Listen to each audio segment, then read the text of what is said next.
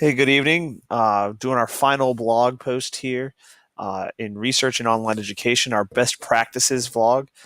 I did a little bit of work on the internets here and found a few interesting resources from some online journals. The Landscape of K-12 Online Learning, examining what's known. It's kind of an overview of a bunch of writing that has been done on the subject of best practices and what we know, what we don't know about what works. The second article is a framework for science K-12 education from the National Research Council. I chose that because I specifically teach both brick and mortar and cyber courses for science. And so I found that particularly interesting. And finally, best practices in teaching K-12 online, lessons learned from Michigan virtual school teachers. I chose this particular article because it is case studies done specifically in actual cyber or online schools.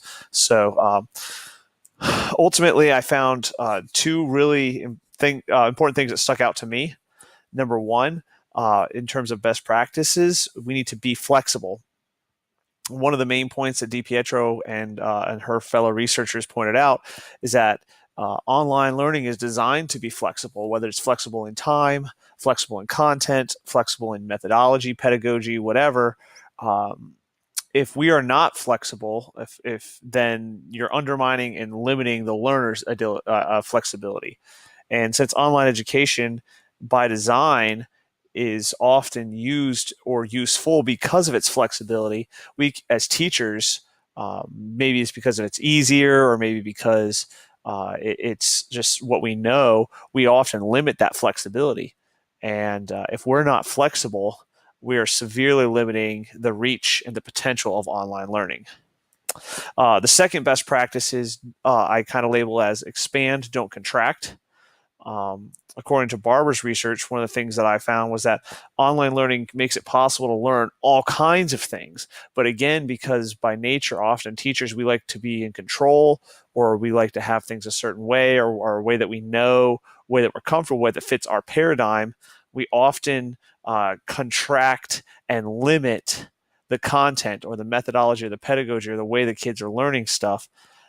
We don't want to limit our students. Yes, I understand we have standards and we have different things that we have to teach in terms of core subject areas, but there are millions and billions of different ways to teach all those things.